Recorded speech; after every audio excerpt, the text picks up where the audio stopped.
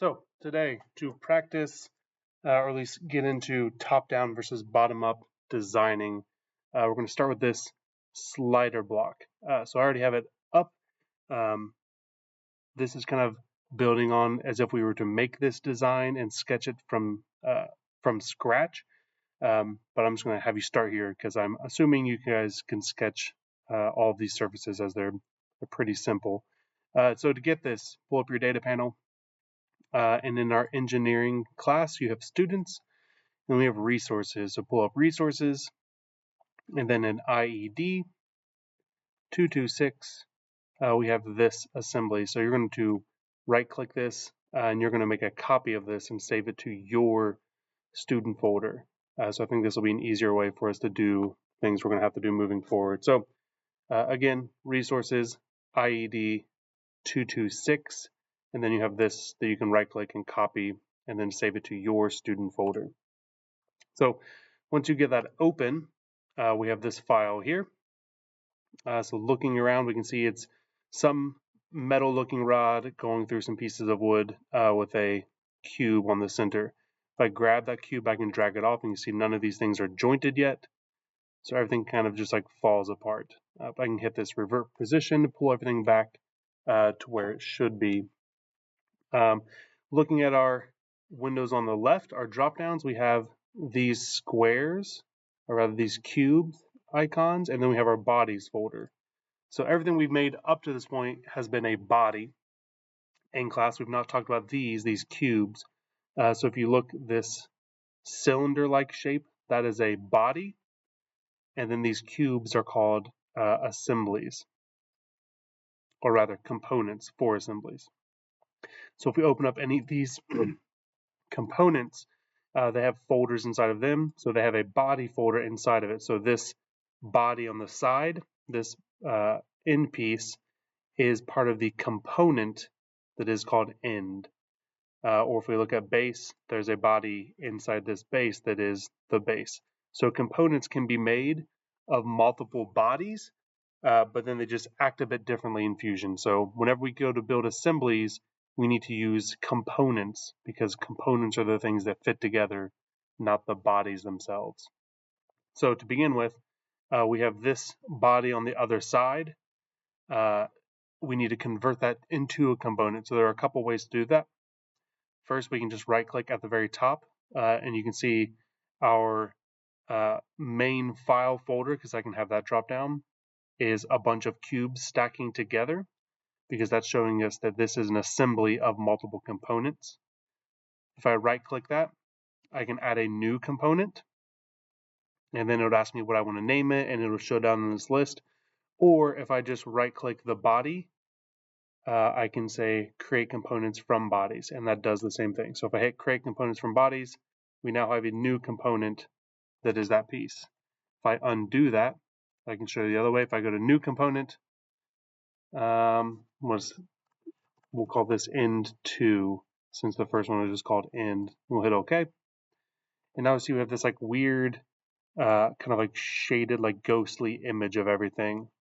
So we have this like dot next to this component. If we look at any component, if we just mouse over them, we can have our dots selected on any of these. So this is our active view. So we can choose to only look at certain components. In this case, since it's just a rod with a cube on it, it's not too complicated. But if you imagine this was something like a car with all of the internal components of like the engine modeled out, we could go through and maybe say we only want to see the drivetrain components, and the rest of the car kind of shades out. We need to go all the way back up to the top though. We're going to click this circle or this little tick mark, and that lets us select the entire assembly again. So now we can see the entire assembly.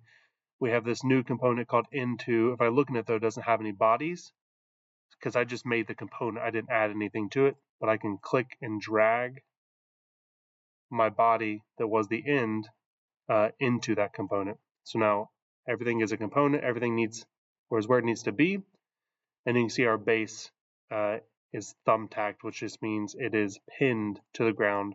So that means the base cannot move. It is stuck to this grid essentially. So that means we can joint other things to it, and they'll also stick if they're supposed to be rigid.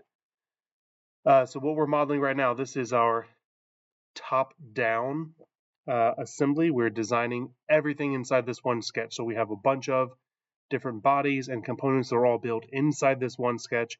And we can look at our history and we can see all the sketches and history of what was used to make this assembly and all the pieces within it. So first thing we're going to do, we're going to create some joints. We're going to talk about some new ways we can build joints. So when we hit our joint icon, you can see it shades out the base because the base is the piece that is pinned. So we cannot joint it to anything. We can only join things to it. So it's first we go into the surface, and if you hold Control, it kind of snaps so that it stays on this surface. So we'll click this point down here, and now that we're picking a second piece, I'm able to pick the base because we can join things to it, but we can't join, like I said, it to other things. If I go down here, you can notice maybe it'd be easier in the corner. Like we've mentioned before, that blue line, the z-axis, kind of like shifts around if I'm not careful. So to make sure it stays where I want, I'm going to go on this face and hit Control and bring it down here. And I want this to be a rigid joint. So that means this end is now rigidly jointed to the base, so it won't go anywhere either. Whereas if I grab the other side, it kind of gets slid around. So I can revert my position, which is this window that pops up only if you move something. This like with a dotted line, so that puts everything back to where it was originally sketched out. So this piece is now jointed in, so I'm going to show you a new way to build joints. So if I go to Assemble dropdown, and there's something called an as-built joint. So joint has the shortcut J, as-built joint has the shortcut Shift J, so we can try that if we hold Shift and hit the letter J. Brings up my as-built joint command window.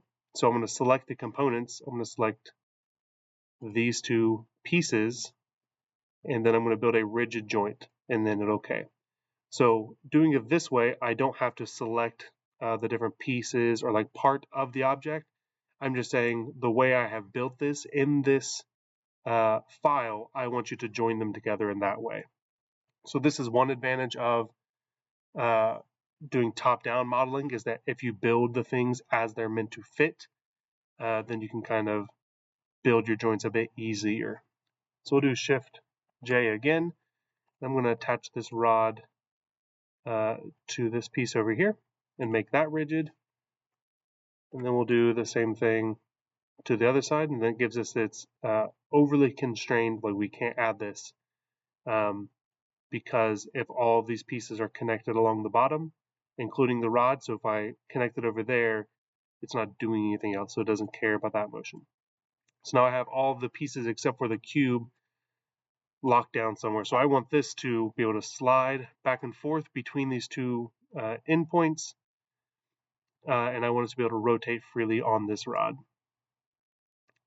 So I can do an as-built joint between the block and this rod, and instead I want this to be a if we do slider, that means it can just move in one direction, but it can't rotate, so we don't want that.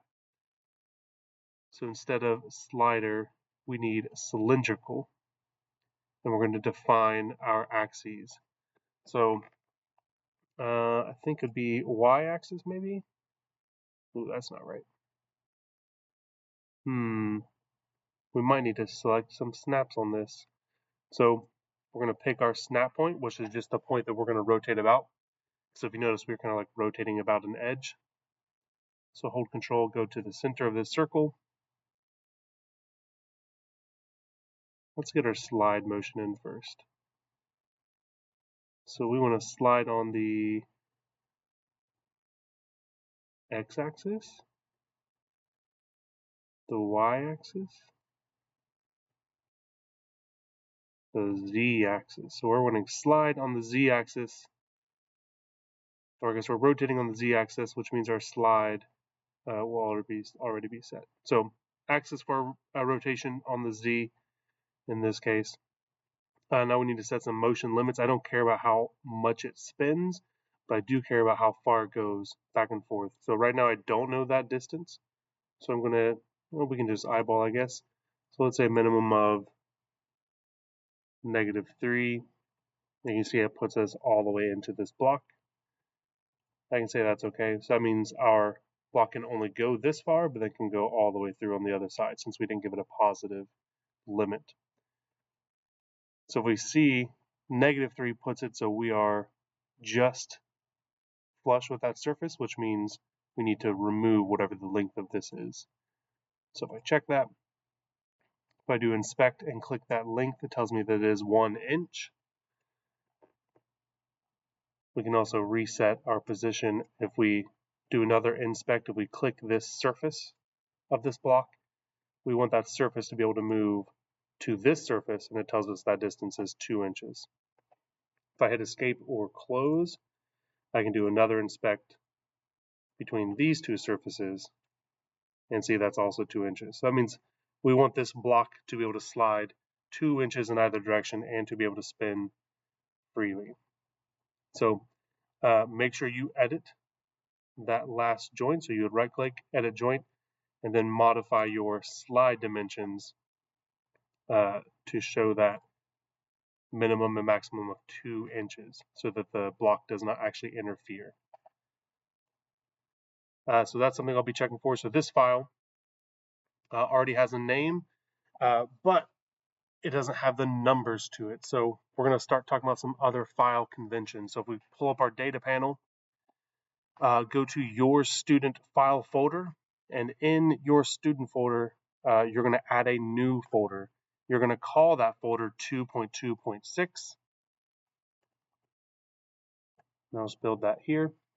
So you're going to call it 2.2.6, and then you're going to move your quick slider, the thing we just did, you're going to move it into that folder. So that's going to be important for the next thing we're about to do. So move this into that 2.2.6 folder, open that up, and we're going to create a new design. So click the little plus button over here. We have a new design. Go ahead and save this new design as 2.2.6 bottom up. Actually, let's keep our convention the same. So quick slider, and then in parentheses, bottom up. So it matches what our original one was. So 2.2.6 quick slider, bottom up. And now you're going to pick the drop down, and you're going to make sure you go to your student folder, and you're going to go into your folder in your student section of 2.2.6. I'm not going to save mine there right now though. So from here, we have nothing in our design compared to this that had all of these pieces kind of built in here to make this slider. So I'm not going to have you guys redesign an entire slider. Instead, we're going to be inserting some pieces. So the insert component button, for me, you can click the drop down for insert and pull that up, or you can click the little icon for insert component. Either way, it pulls you up into our data panel. So if I go to Hoban Engineering, let's back it all the way out. So we have resources, IED 226, and now we're going to do bottom up. And when we go in there, we have 4 components. So I'm going to click, I don't believe it. No, it doesn't let you click all at the same time. So we're going to insert these one at a time. So I'm going to start with the base.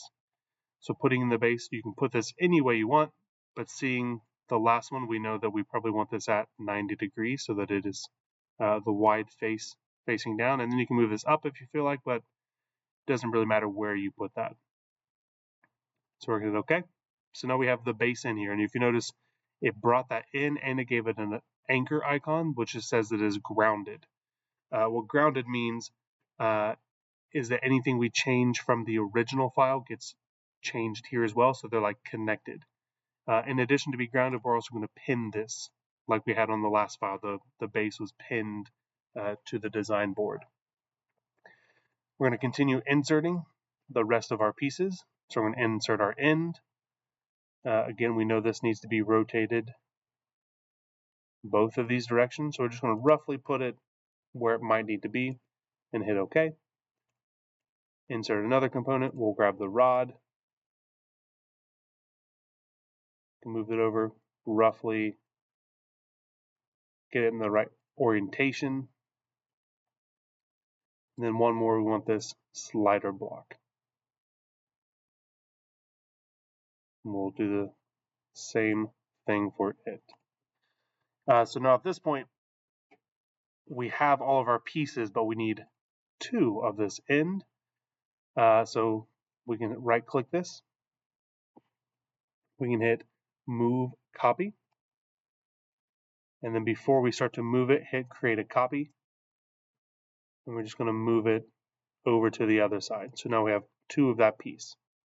Something to note at this, compared to our original, if we look here, we have all the component pieces, the little cube icons, but there's nothing else next to those. Compared to this, our bottom up version of design, each of these cubes also has a little chain link next to it.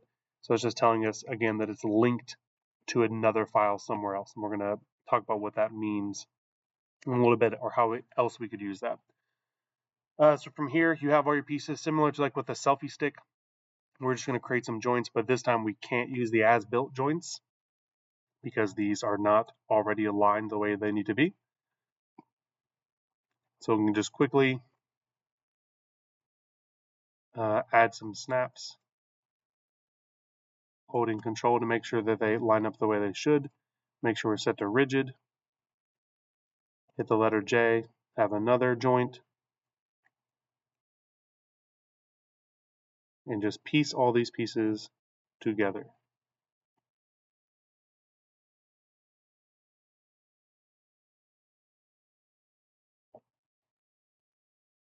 And then finally, our slider. So this time I'm going to assemble it from this side. So it's going to stay on this side. Motion, again, we want cylindrical. We say our minimum slide distance is 1 inch. It goes there, 2, 3, 4, and we get to 4, gets us to the other side. So our minimum is 4, our maximum is 4. So 4 inches puts us to the other side, which means we want to be able to slide from 0 to 4, which means our minimum needs to be 0. We can hit preview. It shows us bouncing back and forth between the 2 end stops. So we can go OK. Ooh. It's sliding back and forth, but it's not rotating. So I have to go see what I did there. So go to motion. Rotation, I had added a limit by mistake. So now it'll rotate freely and it'll slide where we need it to go. So we can revert position to go back to how we started with that block. And now we have the same thing. We have a piece that looks very similar to this one, where there are some benefits. So like we talked about in class, the difference between top down and bottom up, there are the inherent design aspects and benefits. As far as if these pieces are pre-built, we can kind of pull them in. This is just a simple slider, but if you can imagine us, like we will later, pulling in maybe your battery pack to see how large the battery pack fits in to the thing we're designing, or VEX components like gears, for example. So we can have a lot more freedom in how we pull in designs. Another aspect, if I go to our data panel, let me back up to 226 and go to bottom up. This isn't a thing you guys will be able to access right now, but if I go to this rod, so this is the rod file, and I'll open up this end as well. So these are the pieces that are referenced in this bottom up drawing. That's where the link is coming from. So if I go to this rod, if I go to edit this sketch, and as you'll notice, there's a sketch and 1 extrusion. So there's very little things on this timeline that we'll talk about in a second. It has a diameter of 1/2 inch. If I change that to 1 inch, and then finish my sketch. So now the rod is a lot chunkier. If I head back to my bottom down, it looks the same. If I can look at the rod, I guess looking at this rod, let's save what I've done now. So it's saved. We made this a thicker rod. We go back, we have this little icon telling us it's out of date. So we can right click that and we can get the latest version, and it updates to what we have done, the edits we have made. So when we're doing bottom up, this looks bad. It looks like some things have gone wrong. But in reality, this would be better for us. So that means we can change these pieces as we go, and then we can see how they fit in real time with where we had placed them. So if there's some small change we made to tweaking shapes, we can see, oh, that doesn't quite fit here. And then maybe we can go back to the end piece and we can look at its one sketch, edit that sketch, and change this to 1 inch as well. Finish, has a larger hole, save it. And now when we go back here, our end can also get the latest version so that it fits appropriately with that rod. Obviously, we'd have to do the same thing for the slider, but you get the idea. So that's one strength of doing bottom up. In addition to looking at this timeline, we have us bringing in each component and then just jointing them together. So there's not a lot going on in the timeline. So it's fairly simple and easier to manage versus that we look at something like this. Even though this was a simple project, there are a lot of items on this timeline that get kind of messy. And then maybe to illustrate that a little bit more, something that I've been working on. It's a case for Dungeons and Dragons to hold some dice along with other things. So I can show you a project that has considerably more items in a timeline. So I open these up.